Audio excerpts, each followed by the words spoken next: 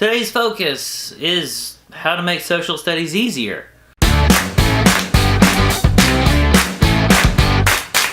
Welcome to Learning with Sprayberry, where we make social studies fun, easy, and educational. Today's focus is how to make social studies easier. Everyone knows that kid who never studies and always manages to ace the test. Not all of us are like that. Chances are they're doing most of the tips I'm going to cover naturally. For the rest of us, it takes time, practice, and training. In 10 years of teaching, I've heard literally hundreds of kids who've received a low or failing grade swear they study. Here's the thing, most of the time, I'm gonna believe you. I know you looked over your notes, but did you actively study? Insider secret here. If you're looking over your notes with just your eyes, that's not studying. Let me show you how it's done. Disclaimer, these tips are not designed to ensure you get an A, but they're definitely going to make it easier to get the grade that you want. Let's get the obvious out of the way. History is chronological. Social studies and history courses spend a lot of time looking back at the past.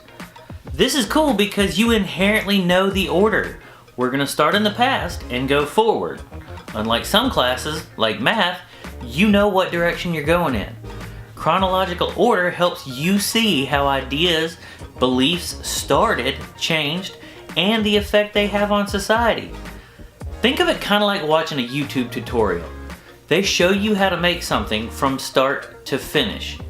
History is like a tutorial for how to or not to make a society. Let's roll into the tips. First, we're going to start with taking notes. Take your notes in chronological order. This bounces back to that first idea we talked about. If your notes are in chronological order, you can see the changes. It's a timeline of what's going on. Make sure your notes are in order so that you can follow that timeline. While you take notes, you need to understand that facts are important. They are.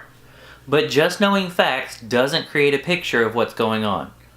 I don't test on every single date and name because realistically, students can Google those things. Why would I berate them over things that I even have to look up sometimes? So here's my take on note-taking. I don't believe that facts are the most important part of history. Facts work best when paired with context. I like to think of facts in a car kind of metaphor. Facts are the gas that makes history move. Context is your car. Context is important, but doesn't do you any good without the gas to move you. At the same time, a bunch of facts alone don't matter. Gas without a car is just an explosion waiting to happen. A lot of facts without context makes it easy to spin those facts to say whatever you want. Think like fake news. Here's what I think you should know about the facts. First, dates matter, but only if you know why people care about the date. July 4th, 1776 was just another day to most people in the world. But to Americans, it's the day we officially ended ties with England. It matters to us. 2. People matter. Not for their name, but for what they did. George Washington was just another soldier before he spearheaded the Revolution. Without his actions in the revolutions, he would have gone down as a pretty competent soldier in the British Army. 3. Places matter. For what happened there and for what those places did for people. Before the Capitol was built, Washington was just a swamp. People didn't care about the land until something happened there. After you got your notes, try to establish connections between things. Connecting things allows you to create the all-important context. Context is the circumstances that form the setting for an event, statement, or idea, and in terms of which it can be fully understood and assessed. When you've got a topic in front of you, it's easy to get wrapped up in the facts, and they are important.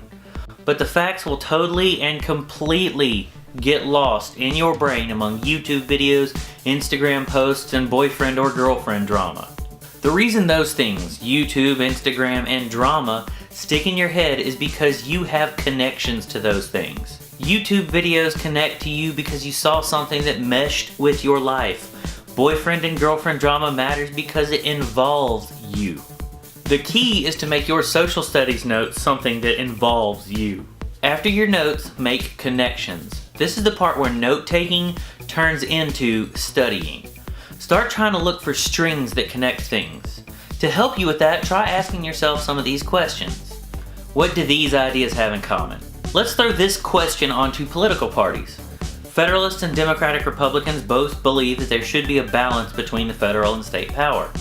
Both groups believe that there are problems that should be reserved to federal or state governments. So they do share some beliefs in government. But clearly they aren't the same, so that leads us to our next question. What separates these concepts? So if Federalists and Democratic Republicans seem common, then why aren't they just the same? That's where this question is important. Federalists believe that most of the governing power should land in the hands of the federal government, while Democratic Republicans believe that most of that power should remain with the state because they deal with the day-to-day activities of governing people. So now we've seen how those groups are similar and how they are different. It's these differences that help us as students understand things. That's where our next question pops up. How would a person or an individual from one camp or an idea, maybe, react to the other side? This is an important question. This is why every news show features some political pundit arguing about what some political party is about to do. If we stop and think about how Federalists and Democratic Republicans would get along, we can see why there was a lot of contention in our early government. The two sides had totally different ideas, but had to come to a consensus on something. Where would that come from? Once you can see how others react, it helps you build a connection between the two sides, between the two arguments. And this connection leads you to the next question. How would you feel in their position? How do your views mesh with these thoughts? Think about your own views on the topic. Do you believe the federal government should have more power? Does the federal government know what's best for its citizens because it's filled with people who have been elected? Or do you think the Democratic Republicans had the right idea and that states should have more power because they deal with the day-to-day issues? Your thoughts on which side you would be in help make it sink in more in your head. Once you start seeing these connections, you need to start looking for how an older idea leads to a newer idea. Can we see these arguments between 200-year-old political parties, the Federalists and the Democratic Republicans, today? The easy answer is yes. Each and every day, our government tries to find that perfect balance between federal and state power. Alright, so you've taken your notes and you've tried to establish connections, but you know you're missing something. Well, try this. Make some organizers. People love pictures. People love organization. Combine these two things and you've got a love fest of things that are going to help you understand facts. When we're talking organizers, they don't have to follow some prescripted layout. You can do mind maps. You can do a simple flow chart. Even a simple pro and con chart can help you understand two sides. And repeat these steps as often as it takes for you to get it in your head. Studying is not a one and done activity. It's estimated that it can take up to 10,000 hours of practice or studying to be an expert in a topic. Most students outside of a doctoral studies program aren't trying to be experts. You just want to do well and not look like an idiot. So you probably won't have to put in 10,000 hours, but you will have to put in a few. The best part of studying is it works better if you don't do it all at once. Spread it out. Do a little each night. 15 to 20 minutes a night is better than 3 hours the night before a test. So if you want to succeed, sacrifice one of your Vine compilations on YouTube and study. I promise you, YouTube will still be there tomorrow. So these are the basics of studying history. Not all of these steps will work with every single person. But if one of these, just one of these, works for you, it's going to improve your ability to understand history and social studies, and maybe even help pull up some of those scores. In a total and complete change of gears, it's time for the subscriber of the week. Thanks Gamer Life for watching. I appreciate it. If you want to be featured as the subscriber of the week, you gotta subscribe.